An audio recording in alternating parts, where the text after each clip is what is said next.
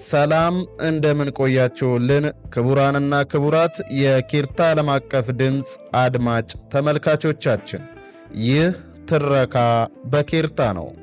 አይመለል።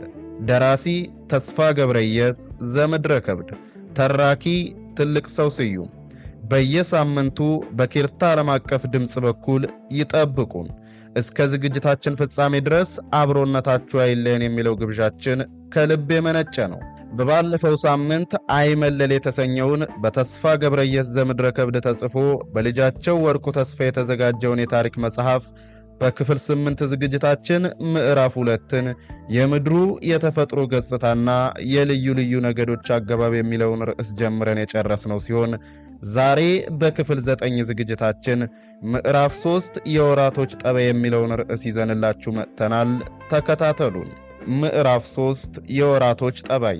የጉራጌ ብሔረሰብ የወራቶች ጠባይ ለይቶ ያወቀ ነው። ከነሐሴ 12 ቀን ከቡሄ እስከ ህዳር ያለው አየር አበባዎችን የሚያፈካ ቅጠላ ቅጠሎችንና ሳሮችን፣ ፍራፍሬዎችን የሚያጠጥር የወተትና የቅቤ የማርና ፍራፍሬዎች ኃይል የሚበረታበት መሆኑን ገምቶ በእነዚህ ወራቶች የተገኘውን ማርና ቅቤ፣ ስጋና ወተት፣ ጥሩ ምግብ በየአይነቱ እያሰናዳ ይመገባል። አብይ የሆነው የመስቀል በዓልም የሚከበረው በእነዚህ ወራቶች ውስጥ ነው። አትክልቱንም ሁሉ በእነዚሁ ወራቶች ይኮተኩታል። ስለዚህም አትክልቱ መሬቱ ሳይደርቅበት ጉስቁልና ሳያገኘው በጋ ሳይጎዳው ለምልሞ ይከርማል። በታኅሳስ ወር የሌሊቱን መርዘም የመዓልቱን ማጠር አውቆ በወቅቱ ለከብቶቹ መኖ ባሰናዳው ሳር እንስሳዎቹን ከፀሐይ ጠብቆ ውሃ በየጊዜያቱ አጠጥቶ እቤት አስሮ ይንከባከባቸዋል። ስለዚህም በጋ ሳይጎዳቸው ይወጣሉ። የጥርና የየካቲት አየር ባይዘንብም ቅሉ እርጥበት የሚስብ መሆኑን አስተውሎ አትክልቶች መለምለማቸውን፣ የተቆረጡ ዛፎች በቶሎ መጨብጨባቸውን ወይም ማቆጥቆጣቸውን ገምቶ እንሰቱን የሚሰራው በእነዚህ ወራቶች ውስጥ ነው። በሌሎች ወራቶች ቢሰሩ ግን ተሟልተው አይፋፉም። የመጋቢትና የሐምሌ ወር አየር ውሃ የሚስብ ቢሆንም ቁስል መፍታቱን፣ ትሎች ማበርታቱንና ሁሉ ነገር ማላላቱን መርምሮ አሸር ባሸር አይመገብባቸውም። ከጥሩ ውሃ ይልቅ ሌሎች መጠጣቱን ያዘወትራል። እንጨት አይቆርጥባቸውም፣ ምክንያቱም በእነዚህ ወራቶች ትሎች ይበረታሉ ይላል። እንደ ተቻለው መጠን ጥሩ ምግብ ይመገባል። የመጋቢት ብላጊ ለላሞችና ለእርሻ ይስማማል። ከልምድ እንደሚታወቅ ሐምሌ ለእንስሳትና ለሰዎችም አይስማማም ይባላል። ሚያዝያና ሰኔ የመዓልቱን መርዘም መርምሮ ለሥራ ይጣደፋል። እነዚህ ሁለት ወራቶች ለማንኛውም ተግባር መስማማታቸውን ያውቃል። የግንቦት አየር ደረቅ መሆኑን አይቶ ከእርሻ በስተቀር ሌላ ነገር አይሰራበትም። እንሰት በግንቦትና በሐምሌ ሲደድቁት አይወድም። በጉራጌ ሀገር ከሰኔ ጀምሮ እስከ ጥቅምት ይዘንባል። ሆኖም ከሰኔ ጀምሮ እስከ ጳጉሜ ዝናቡ እየሞላ ሄዶ ከመስከረም እስከ ጥቅምት እያነሰ ይሄዳል። በክረምቱ ወራት ደመናው በሰማይ ላይ እየዋለለ ወይም እየተንጣለለ ሰማዩ በመብረቅና በነጎድጓድ ሲያጉረመርም ይሰማል። ተራሮችም በጉም ይሸፈናሉ። ስለዚህም ሕዝቡ ከሰማይ በተሰጠው መልእክት ከዝናቡ አደጋ ይጠነቀቃል። ከሰኔ እስከ ጳጉሜ ያለው ወቅት ክረምት ሲሆን ከመስከረም እስከ ጥቅምት የሚጥለውን ዝናብ አበጀ ይለዋል። በህዳር የሚዘንበውን ግን በአጨዳ ወራት ስለሚጥል አጥፊ ይለዋል። ከጥር እስከ ግንቦት አልፎ አልፎ የሚዘንበው ለእርሻና ለአትክልት ለእንስሳትም ተስማሚ በመሆኑ የተወደደ ነው። ጉር ወይም በልግ ይለዋል። የግንቦት ዝናብ ጭራሽ አይወደድም። እርሻው ሁሉ የግንቦት ፀሐይ ካልመታው ፍሬ አይሰጥም። የክረምትም ዝናብ ሲበዛ አይወደድ። መሬቱ ከማመንጨቱ የተነሳ ሰብሎችን ያበላሻል፣ መንገዶችን ያውካል፣ ከቤት ውስጥም ቅዝቃዜን ያበዛል፣ ሰዎችንና እንስሳዎችንም ያሳቅቃል። በየሸለቆ ውሃ እየሞላ ሰዎችንና እንስሳዎችን ይጎዳል።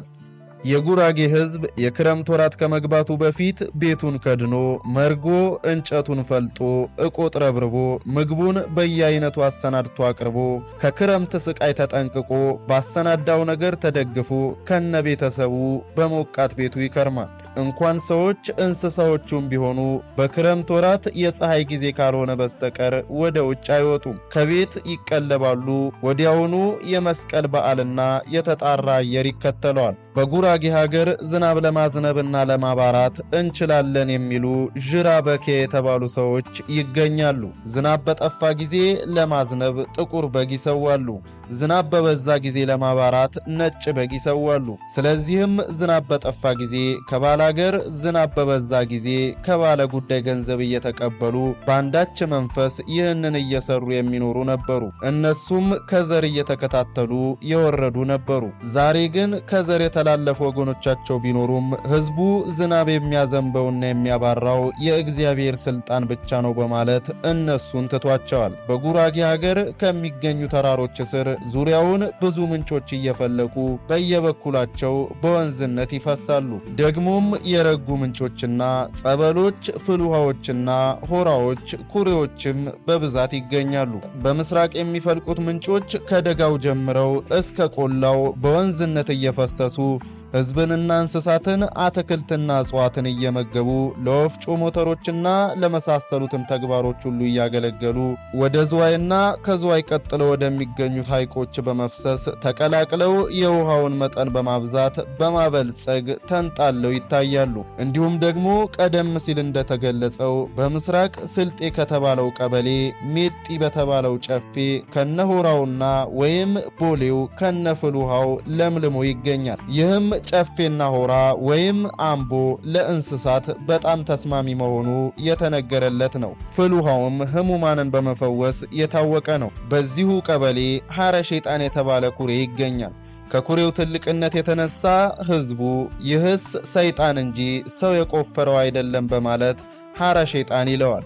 እንዲሁም በደቡብ ምስራቅ አላባ ከተባለው ቀበሌ ህሙማንን በመፈወስ የታወቀ ፍል ውሃ ይገኛል። በምዕራብና በደቡብ በኩልም ከተራራዎች ጥጋት የሚፈልቁት ምንጮች ወደ ምዕራብ ወደ ደቡብ በወንዝነት እየፈሰሱ በየበኩላቸው የሚገኙት አካባቢዎች እየመገቡ ለወፍጮ ሞተሮችና ለመስኖ ለመሳሰሉትም ተግባሮች ሁሉ እያገለገሉ ከጊቤና ከኦሞ ተቀላቅለው ወደ ደቡብ ጠረፍ ይፈሳሉ።